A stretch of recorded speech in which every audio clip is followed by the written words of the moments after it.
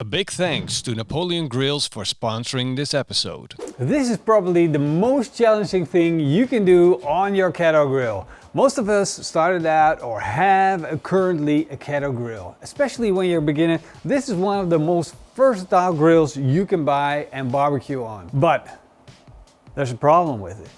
If you want to make the holy grail of barbecue, you got a problem. You got a big problem. Because this thing is crazy big. It's insane big. If you want to put this in that, you're up for a challenge. But I'm going to show you exactly how to do it without failing. So make sure you like and subscribe to our YouTube channel because we make some awesome content. Of course, we love to see you back and it helps our video blow up. Let's fire up our Napoleon kettle grill. This is a pretty standard kettle grill. The only difference is that it has a beautiful cast iron grill grate. But if you don't have a cast iron grill grate, don't worry about it. It doesn't matter for our brisket. Let's get this out. And now you can see that I still have some charcoal left over from the last cooking session. I'm going to bank all of that to one side. And I'm going to use this as the fuel for my low and slow cook. If you don't have leftover charcoal in your kettle grill, you start with a chunk of firewood.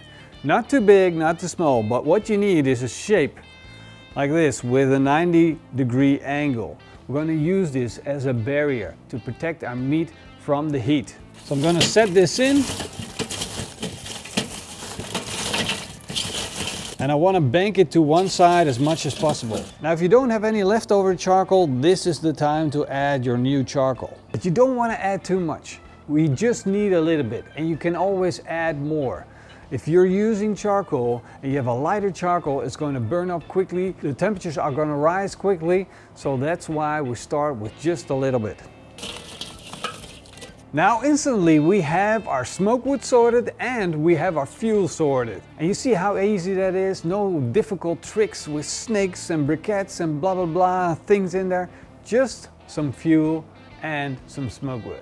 If you want to know all the details about how to set up your kettle grill, we made a special video on it and the link's down below in the video description. And because we want to go low and slow, we're just adding that one fire starter. I'm going to add it on one side and then light it up. Our charcoal's lit up on one side, we're getting smoke from our smoke wood, and now the challenge comes to get the temperature under control. First I'm going to put in my grill grate.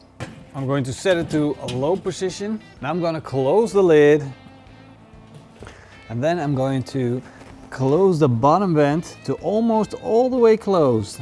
And then I'm going to leave the top vent open. And I'm going to give it around 15 to 20 minutes to see where the temperature is going, and then we can fine tune it with the top vent. But first, we're going to prep our brisket. When you cook your brisket on a kettle grill, you have to think about a lot of things. But one of the most important things is the fluctuation in temperature, the heat coming from one side, the other side being cold. All these things you got to take into consideration because your brisket might dry out, it might be undercooked at some points and overcooked at other points.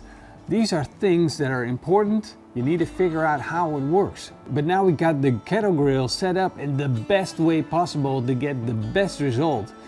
You also need to have the proper brisket. You can't just go out and pick up any brisket you like. You gotta find a good one. And what I mean by good is that it has a lot of intramuscular fat. The fat has to run in between the meat. Let me show you what I mean. If you look here, you can see that there's meat, but there's also flakes of fat in the flat. Flakes of fat in the flat. What's going to happen is that that fat that's in the meat is going to melt while cooking.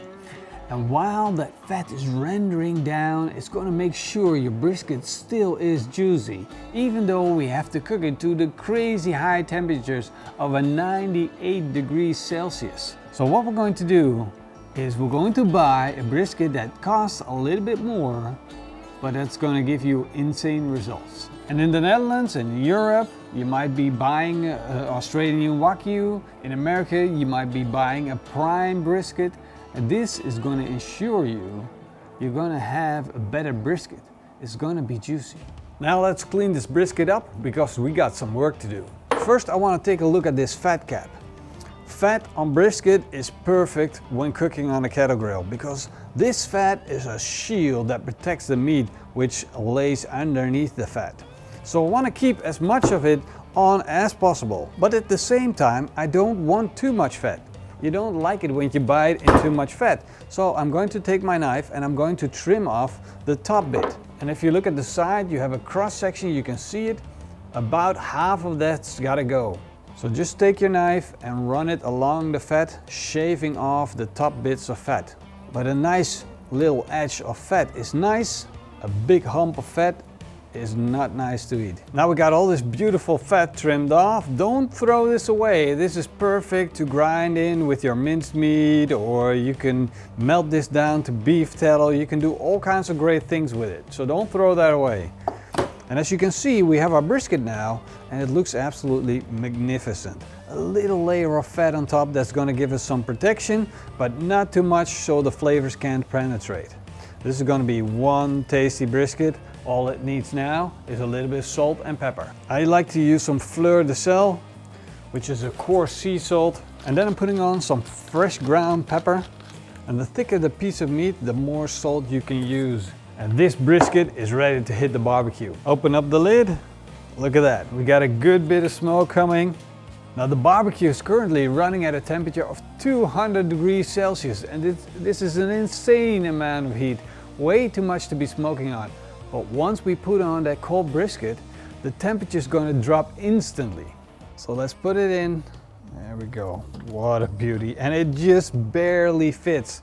Now I'm quickly going to close the lid, making sure that the temperature in the grill doesn't rise any further. And now the temperature will drop closer to 100 and 120 degrees Celsius.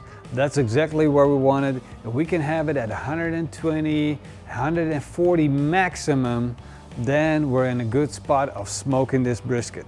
Now all we need to do is make sure we check on our temperature at all times. Maybe we need to add some charcoal. Maybe we need to close the vents a little bit to cool it down. But we stay really close to the barbecue and keep our eye on it.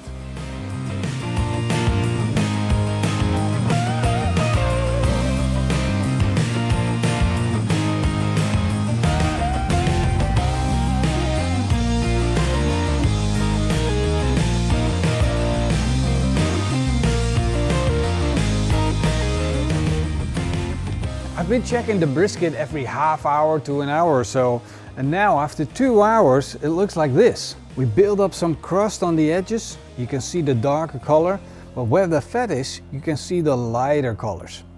So basically that means that the fat is preventing the crust to build up, and that's just fine because we need that fat to protect the brisket. We're not looking for a show brisket, we're looking for a tasty brisket. Now this brisket is perfect as it is. It picked up enough smoke flavor to actually taste like a really good brisket, and now we're going to protect it. I'm going to use butcher paper to wrap my brisket in. Careful, this thing is hot, so you need to wear protective gloves. Now you want to wrap it real careful. If you want, you can use aluminum foil, but we tested it extensively and found out that the butcher paper is best on brisket. We got a video on that, by the way. Link is down below in the video description. Let's wrap it up nice and tight. There we go. And at this point, we can add a thermometer.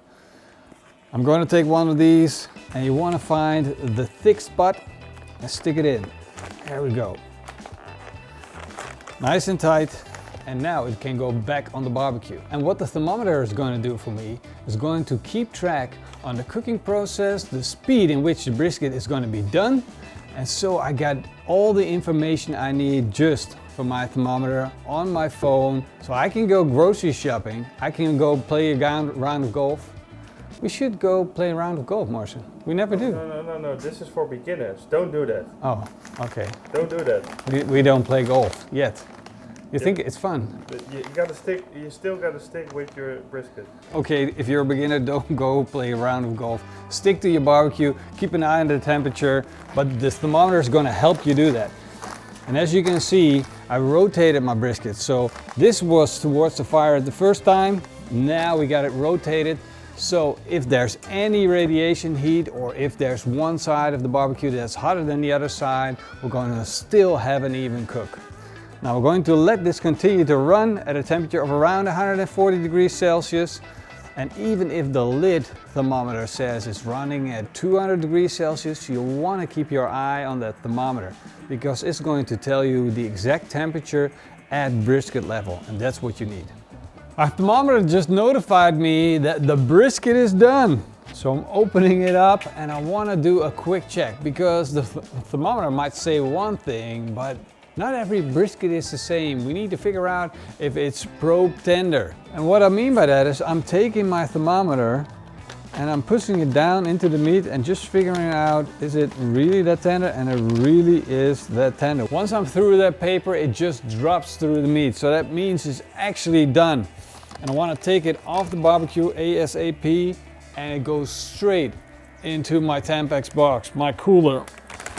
And I'm going to store it there for at least a half an hour. You can keep it up there in there for up to 2 hours if you want to. It's going to be good. But if you got a party going, like you put it on yesterday evening and the next morning it's done, but you kind of want to save it for dinner, you can keep it in there for 4 hours, 5 hours, whatever you like. That brisket is going to be still good. And if you want to stretch it even further, just put it in the oven, set the temperature of the oven around 50 degrees Celsius, and you're going to be just fine. You might think, wow, that's so easy making brisket. Well, in reality, there's a lot of things happening while we're cooking. So for instance, my charcoal burned up. I had to refill the charcoal. I had to replace the hardwood log that I had sitting in there. That was my radiation protection.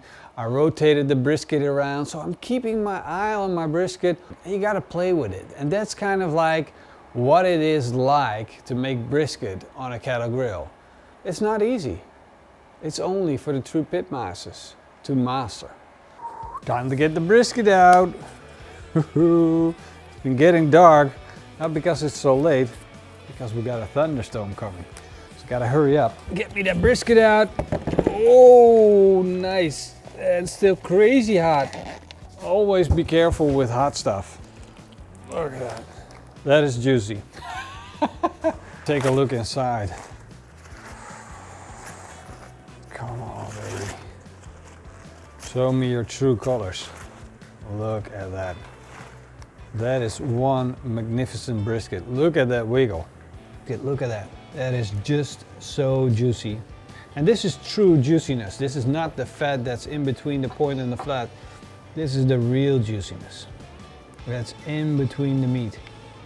Look at that. It's by the right brisket.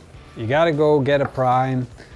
This way you're not going to be disappointed. Don't go for the cheapest brisket you can find because you will get what you pay for. Look at that. Cooked to perfection. Little bit of pull, not too much, just perfect. Bull just gently told me that I have to sit here now. Eat. Because in 10 minutes, a big storm coming. In 10 minutes, you will have to roll up your sleeves from your pants. Yeah. How's that called? Legs? Yeah. Things. And there. swim yes. to home. And I don't want to stress things. Since this is barbecue, yeah, okay. but we gotta eat right now. I'm gonna take some with me in the car. And we're gonna first the flat. That's like the signature. If you get the flat right, then the point's gonna be good because the point has a lot more intramuscular fat. You see, the test that we do is like, does it bend properly? That's the first test. So you can actually see that it's loose and wiggly over one finger. And then you pull it and it has to have a little pull. You want some resistance. If it's too easy, yeah, it's like it's stretchy. Yeah, you don't want it to be like fall apart, but you want to have a little bite. And then, of course, now it's been laying on the table for a while. We got to take a bite, dip it, bite it. I want a bigger piece. That's good brisket. That's really good brisket. Now we come to the point. Yeah. This is more tender. Whoa. It already fell apart almost. Yeah, exactly, because you have more fat and it's more tender and therefore it's more juicy. Come on. She had so much food today already. Why are you standing here then? She wants to be part of the show. Yeah, that's true. That's cute. So what do you like best? The point or the flat? The most logical thing would be to go for the most juicy thing. I like the flat more. It gives me more structure. Well, I hope you guys enjoyed how we explained cooking brisket on your kettle grill. It's a challenge, I must agree, but if you do it, then do it right. Don't worry about that smoke ring too much. I know people consider it to be a signature, but don't freak out about it, you know, because as you can see, we wrapped it in quite early. This means we don't have like a big smoke ring, but still we got a good brisket and the flavor's there and the smoke flavor's there. So don't stress about these things. I would rather have a juicy brisket any day than have a good smoke ring, because we still have smoke flavor. Oh yeah, it's there. Yeah, I was surprised by how less the smoke ring was, how big the smoke flavor was. That's right. Don't worry about these things. Just look at the color, judge by that, then wrap it in time just to make sure that your meat's protected by the fat, protected by the paper, and then just render it down until it's juicy and tender. That's the trick. It's starting to rain. We gotta go. Yeah. Hope to see you guys next time. Until then, Eet smakelijk. and keep on grilling. Big thank you to our Patreon YouTubers. Okay, let's go, run.